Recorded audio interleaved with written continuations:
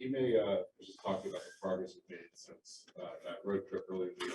You had issues that you changed a few things schematically. He's had a few conversations with you. How has the freedom of kind of like defensively being off ball, being able to time when you want to rotate into the paint, allowed your game to flourish? I feel like it allowed my game to flourish a lot, just because my athletic ability, obviously, being able to cover a lot of space, but also just helping my teammates.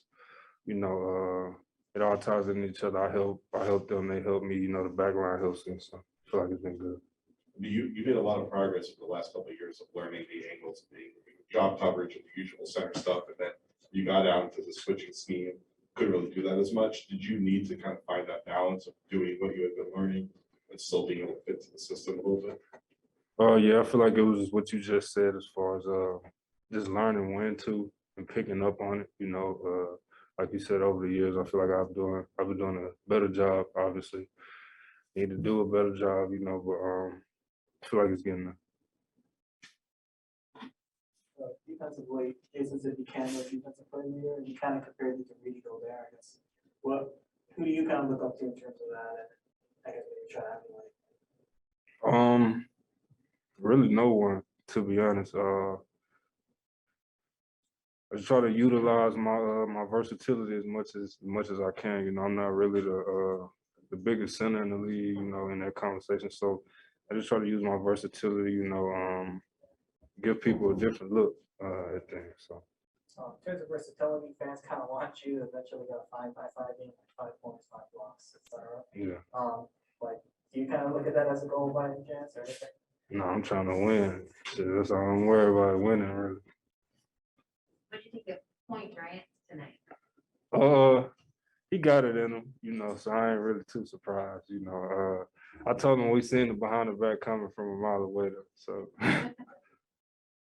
He said, could have dunked that lob that he threw up. Do you think it was a pass? Was that a pass? It was not a pass. Right? It was not a pass. I love Grant to death. Yeah, it wasn't a pass. That was a floater. I see him do that floater plenty of times.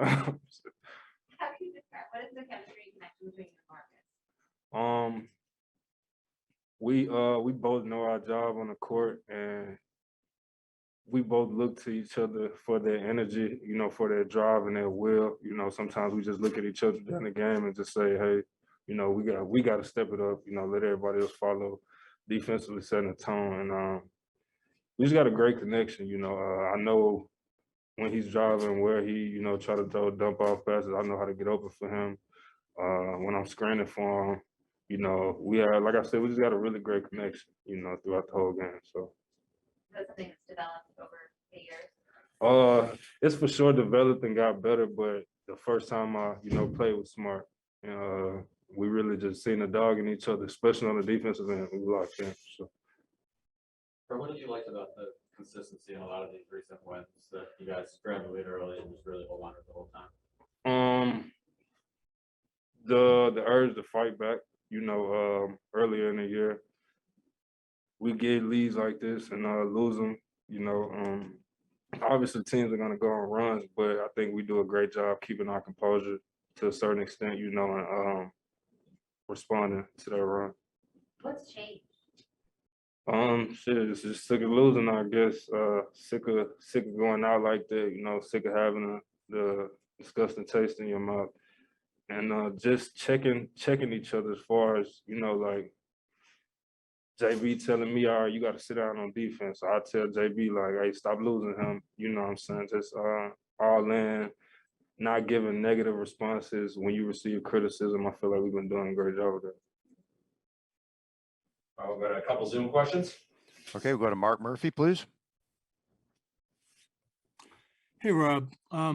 I know it's just a number, but you guys have won 4 straight for the first time this year. Would you say that's pretty reflective of you guys playing your best basketball of the year? Yeah, I'll just go back to us being dialed in.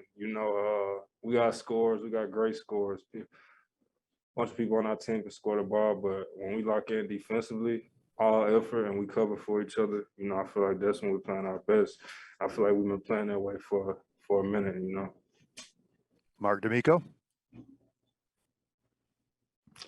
Hey, Rob, just getting back to your answers to Adam and Abby just a minute ago about kind of what's changed and you guys checking each other. How much of that checking each other and whatnot is happening before games? Because it seems like recently you guys are just coming out of the gates, and it looks like when you're playing a team like this Detroit team that was missing some guys, you came out knowing that you were going to dominate the game rather than hoping you were going to dominate the game.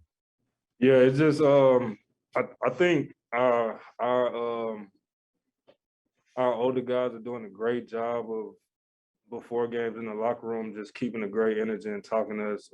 JB, Smart, Al, all of them are doing a great job preparing us before we even go out on the court. So when you got your main players, fired up and they talking in your ear, you got to follow their lead. So.